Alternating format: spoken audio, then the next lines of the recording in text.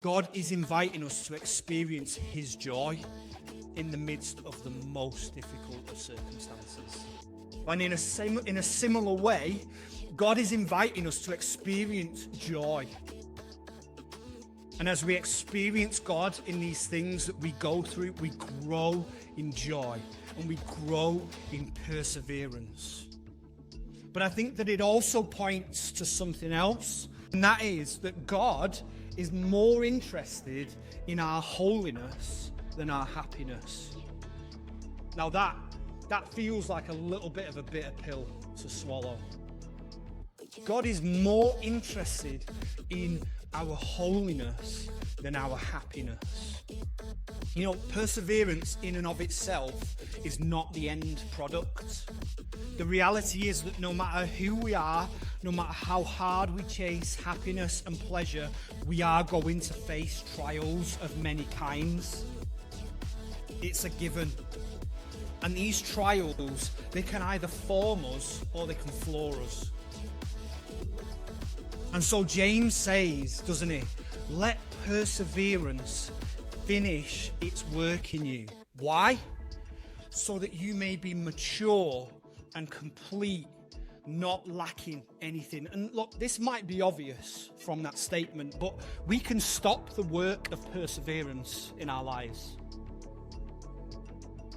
There are so many people in this world who are stuck. You know, depression has had me stuck. But there are things that I am doing, there are things that I'm giving myself to see those things change. You know, it's not an easy road, it's not a simple road, but actually, I don't want to be a person who is stuck in this place. I want to experience God's joy. I want to experience God's life no matter what happens to me and around me. You know, and James says here, doesn't it? Don't stop the work that perseverance is doing in you. Let it go to completion. Why? Because perseverance refines us. And in being refined, we become more like Jesus. God is wanting us to grow, to be more like him, to see our lives through his eyes. You know, seeing our lives through the eyes of a God who would give up his throne to come and live among his creation and ultimately die and take the wrath of the Father in his creation's place. That's so that there's a way back to God for all of humanity. To see your life through those eyes, not a bad thing to do at all.